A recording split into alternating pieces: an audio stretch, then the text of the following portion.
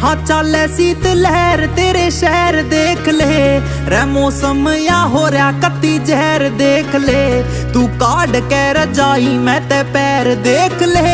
कोई बहाना ला के आ सके जे बैर देख